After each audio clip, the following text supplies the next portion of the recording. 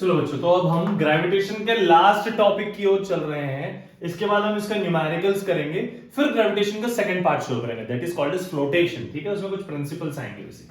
तो ग्रेविटेशन के last topic की ओर चलते हैं, जो कि कहता है हमारे को मास एंड वेट। अब मास और वेट थोड़ा लगने में सिमिलर है लेकिन है नहीं। कैसे, मैं वो बताता हूं। अब ये जो मास है वो क्या है? Mass is a quantity of measure, quantity of matter measure in this amount. मान लो कि ये आपके पास एक ऑब्जेक्ट है, ठीक है, इसमें कितना स्पेस है, कितना कुछ भरा जा सकता है। इसके अंदर के जो मॉलिक्यूल्स, जो मासेस, जो मैटर होगा, मासेस ऑफ मैटर या अमाउंट ऑफ मैटर, अगर हम इसके अमाउंट को मेजर करेंगे तो वो हो जाएगा मास। ठीक है, मास को डिनोट किया जाता है एम से। और ये जो मास होता है इसका कोई डायरेक्शन नहीं होता, मतलब सिर्फ और सिर्फ मैग्नीट्यूड होता है। क्या होता है? मैग्नीट्यूड। तो मैग्नीट्यूड होने के वजह से ये क्या हो गया आपका? स्केलर क्वांटिटी हो गया। जिनको क्वांटिटी स्केलर वेक्टर क्या होता है ना, मेरी प्रीवियस वीडियो चेक कर लेना, आपको मिल जाएगा स्केलर क्वांटिटी और वेक्टर क्वांटिटी। ठीक है, अब देखो मैं जो कह रहा था है क्या, ये क्या होता है? अगर इसका डेफिनेशन लिखोगे ना तो इसका आप डेफिनेशन ऐसा लिख सकते हो कि क्वांटिटी ऑफ मैटर,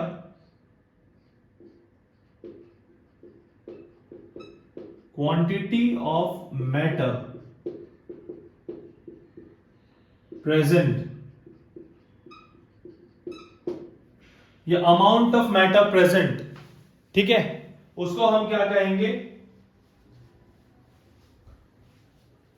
मास कहेंगे। ठीक है, क्वांटिटी ऑफ मैटर प्रेजेंट या क्वांटिटी ऑफ मैटर कंटेन्ड, ये भी कह सकते हो आप।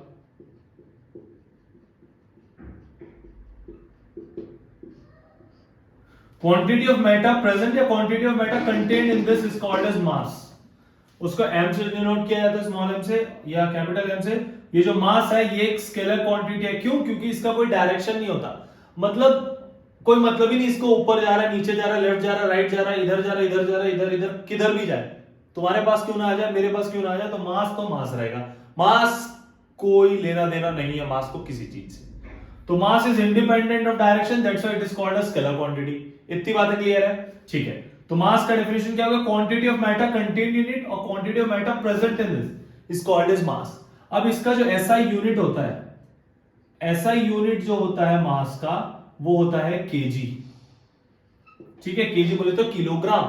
जनरली इसको हम लोग किसी भी चीज के मास के लिए मेजर करते हैं। जैसे कि मान लो हम जाते हैं बाजार में, बोलते हैं 1 किलो आलू देना, तो 1 किलो आलू मेजर कैसे करते हैं? वो उनके पास या तो तराजू होता है, इक्वल बीम बैलेंस होता है, या तो आजकल इलेक्ट्रॉनिक आता है, उसके ऊपर वेट रखते हैं, फिर आलू डालते हैं, देख लेते हैं कितना मेजर हुआ।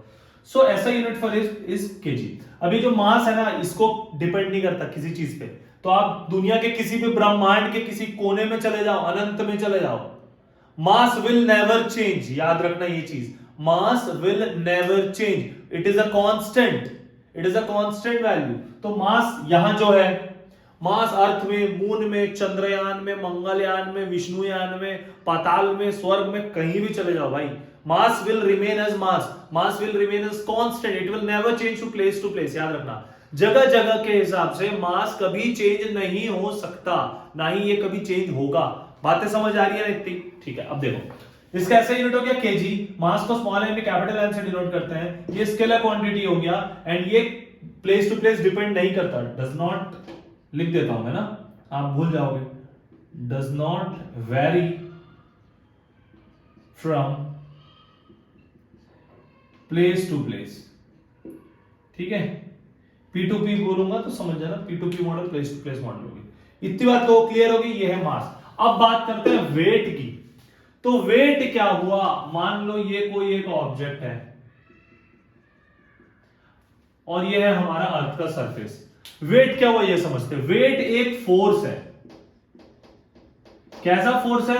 वो फोर्स जिससे अर्थ किसी भी ऑब्जेक्ट को अपने तरफ अट्रैक्ट करता है। ठीक है, कब? अब ये ऑब्जेक्ट है तो इसका कुछ ना कुछ तो मास होगा ना, होगा। तो मैंने लिख दिया मान लो m से। अब याद करो, अगर ये ऑब्जेक्ट अर्थ की तरफ अट्रैक्ट होता हुआ चला जाएगा तो उसमें क्या आएगा? अभी हमने प्रीवियसली पढ़ा, एक्सेलरेशन ड्यू टू ग्रेविटी, मतलब क्या वो mg हो गया। अब मास इंटू एक्सेलरेशन फोर्स होता था, सिमिलरली मास इनटू ग्रेविटी भी तो एक फोर्स होगा। तो वेट क्या है? वो weight is a force by which earth attracts any mass towards the centre of it, towards the surface of it. तो वेट क्या हो गया? एक फोर्स हो गया। बातें क्लियर है इतनी? कैसा force? Force of attraction which is been govern by earth towards its surface, ये वेट हो गया। तो वेट एक फोर्स हो गया।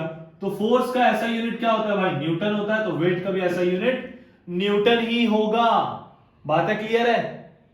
पक्का 100%? चलो बहुत शानदार।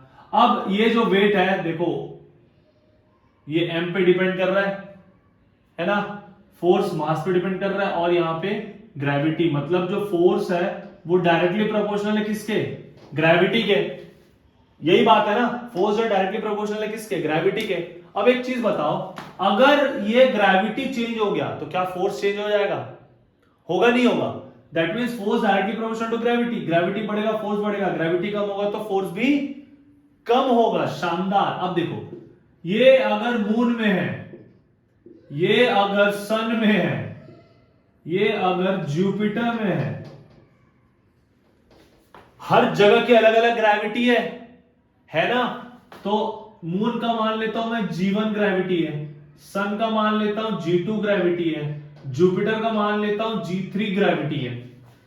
तो अगर G1 होगा तो ये भी F1 हो जाएगा, G2 होगा तो ये F2 हो जाएगा, G3 होगा तो ये F3 हो जाएगा। That means what?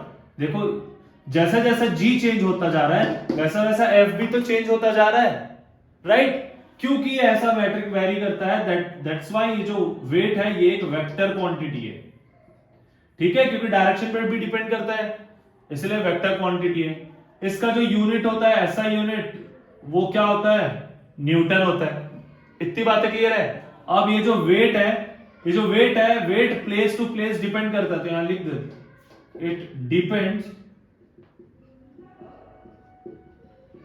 Place to place, ठीक है? क्या ये प्लेस टू प्लेस डिपेंड करता है? नहीं।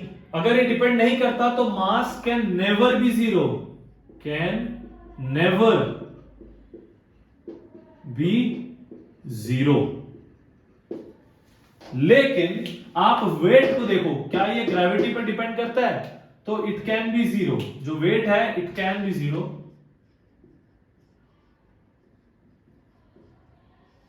कब? When G equal to zero. जहां ग्रेविटी जीरो होगा वहां वेट भी जीरो हो जाएगा, लेकिन mass can never be zero. क्यों? क्योंकि it does not depend on place to place. अगर प्लेस टू प्लेस डिपेंड नहीं करता तो ग्रेविटी से भी कोई लेना देना नहीं है, इसीलिए mass will remain as mass, ये कभी जीरो नहीं होगा। ये स्केलर क्वांटिटी है, इसका ऐसा यूनिट केजी है। It does not depend on place to place, it can never be zero. ये जो भी मैं पॉइंट्स बोल रहा हूं ना, याद रखना डिफरेंस लिखने के लिए। अब आते हैं वेट में। तो weight is a force by which earth attracts any mass towards it. तो इसका ऐसा यूनिट फोर्स है तो न्यूटन हो गया। अब फोर्स जो डायरेक्टली प्रोपोर्शनल है ग्रेविटी के, तो जैसा जैसा ग्रेविटी चेंज होगा फोर्स भी चेंज होता जाएगा। इसीलिए फोर्स जो है वो वेक्टर क्वांटिटी, मतलब वेट जो है वेक्टर क्वांटिटी हो गया। ये प्लेस टू प्लेस डिपेंड करता है, तो जैसा जैसा प्लेस चेंज होता जाएगा वेट भी चेंज होता जाएगा। और अगर कहीं पे ग्रेविटी जीरो हो गया तो वेट जीरो हो जाएगा। तो yes, weight can be zero, weight can be positive, weight can be negative, mass can never be zero. Clear है? Mass is independent of place, it is dependent on place. इतनी बातें clear है? पक्का? अब इसके बाद में एक रिलेशन आता है जिसपे न्यूमेरिकल आता है, ठीक है? एक रिलेशन आता है जिसपे न्यूमेरिकल आता है, तो वो ये कहता है कि जो वेट ऑफ मून होगा ऑब्जेक्ट का, that will be equals to 1/6 of weight of object on earth. किसी इंसान का वेट अर्थ पे जितना है उसका 1/6 टाइम हो जाएगा मून पे। समझाता हूं, देखो। ओ भाई, मान लेता हूं किसी ऑब्जेक्ट का 100 था, 100 केजी अर्थ पे।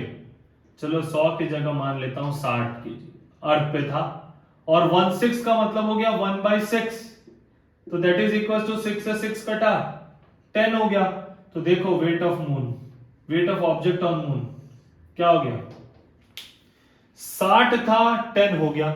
This is why astronauts feels very lighter when they jump, when they get in the surface of moon, they used to jump. They are so light in their feet that it feels like they are like swimming in the air. It feels like they are jumping. It feels like the moon's surface is a trampoline surface.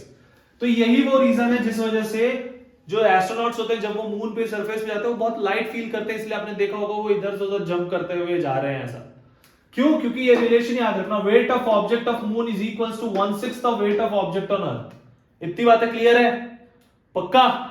अब हम इसके next में हम सारे numericals cover करेंगे, अभी तक जो भी हमने फॉर्मूला पढ़ा है ग्रेविटेशन में। तो ये आपका ग्रेविटेशन अध्याय का अंत टॉपिक था भाई, आखिरी अध्याय था, ये समझ लो ग्रेविटेशन का आखिरी पॉइंट। क्लियर है इतनी बात? सीधी बात, नो बकवास। मिलते हैं नेक्स्ट वीडियो में न्यूमेरिकल्स के साथ। Thank you.